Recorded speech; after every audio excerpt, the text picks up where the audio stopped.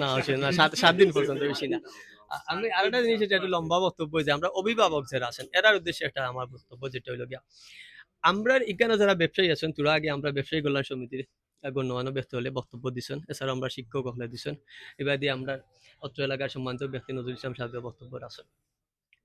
আমরা রে উদ্যোক্তা তৈরি করার লাগে তাই বিশেষ একটা পদক্ষেপ নেওয়ার খুব জরুরি। কারণ এই লাইনে আমি দীর্ঘদিন ধরে আছি। বিয়ানীবাজার একটা সুনামধন্য প্রতিষ্ঠান আছে, এরা কিন্তু বিয়ানীবাজারের মানুষ নাই। এরা হইলো গিয়া, এরার উপরে আমি বেজান নাই, বা তারা এখানে আইসন, এটার উপরে আমরা বেজান নাই। তারা একজন আইন সিলেট থেকে ইয়া বিয়ানীবাজার ব্যবসা করা, আর আছো আয় বড়লেখা থেকে ইয়া, আর তারা বিয়ানীবাজার ব্যবসা করা।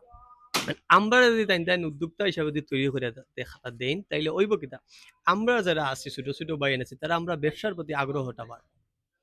কারণ এদিকে আপনারা যদি দেখেন, তাহলে চট্টগ্রাম থেকে আমরা বিনিয়োগের ব্যবসা করা।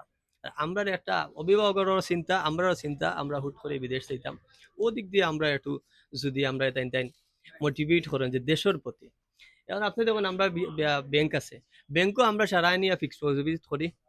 সেভিংও আপনাদের সাংবাদিক ভাই এখন আছে, সেভিংও কত বিলিয়ন টাকা খালি বিনিয়োগ আছে, টাকা যায় হয় চিটাগাঙে তারা লোন তুলে তারা ব্যবসা করে।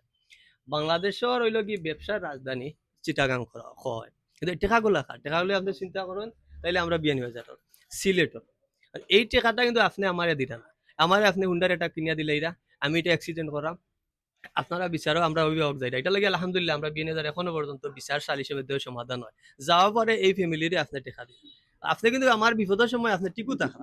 এই টাকাগুলো ইনভেস্ট না করে যদি আমার এদিকে একটা করেন, আমিও স্বাবলম্বী হইলাম, আমার ফ্যামিলিটাও স্বাবলম্বী হইলাম। ধন্যবাদ আপনাদের।